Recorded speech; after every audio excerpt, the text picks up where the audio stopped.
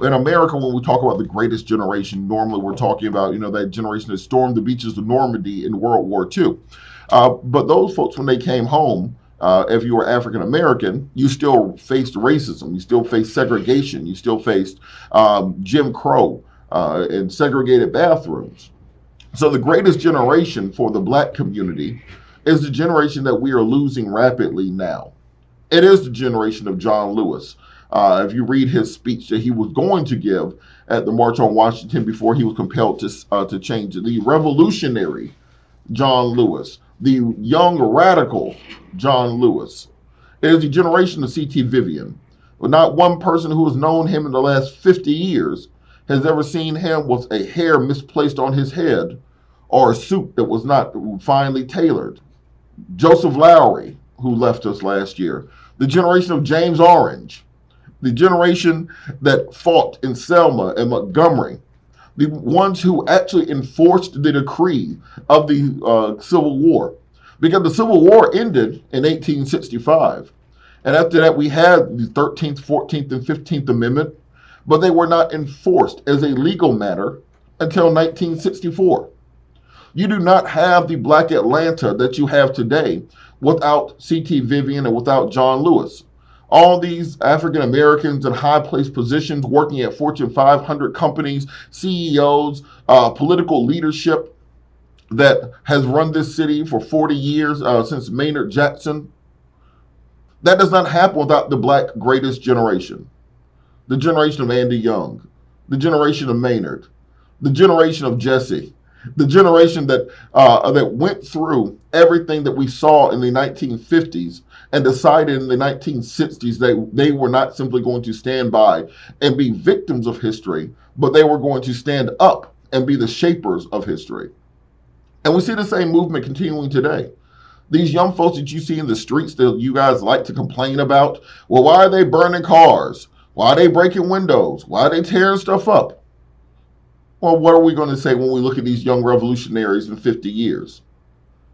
Because we criticized, and we're criticized for, any form of protest, any form of advancement. But it moved the ball forward. It moved that baton along the relay race. And as the older lions are giving way to the young bulls, what we're seeing is the fight continues.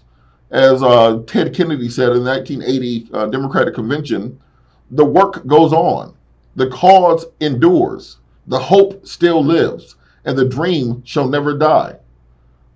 So as we stand up and pick up and continue and fight onward and fight stronger and longer and harder and make sure that we are not simply the victims of history, but rather the shapers of that history, we have to look towards the models that have been laid before us.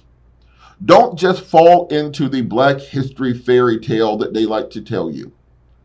You know, we talk about it all the time on this show in February during Black History Month. The fairy tale that they teach our young people as to how we got to where we are today. Martin Luther King and Abraham Lincoln were having breakfast, decided they were going to end slavery. So they rode on the Underground Railroad with Rosa Parks and Harriet Tubman to Selma.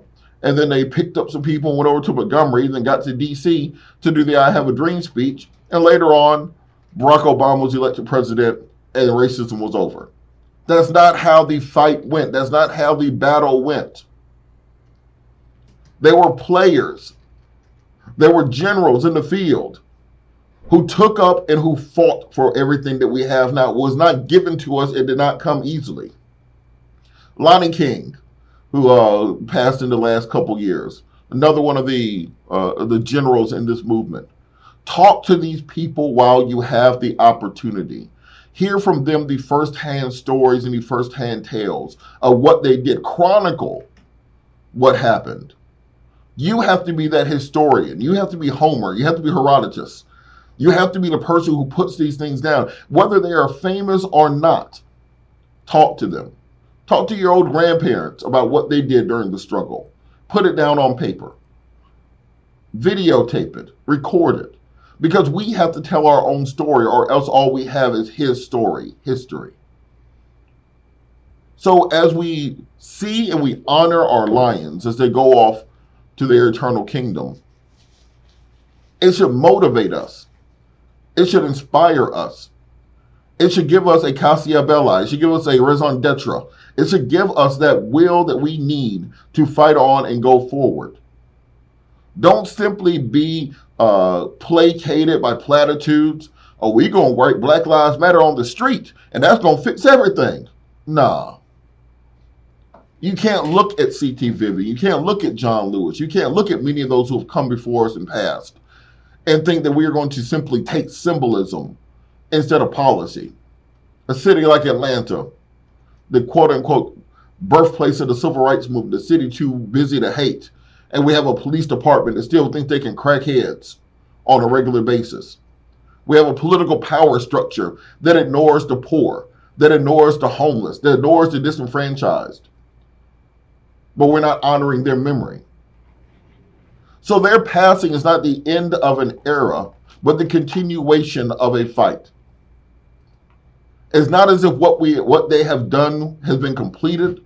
The bell just rang, and it is time for us to go to our corner, regroup, recalibrate, and come back out swinging. Rest in heaven, Congressman Lewis and Reverend Vivian.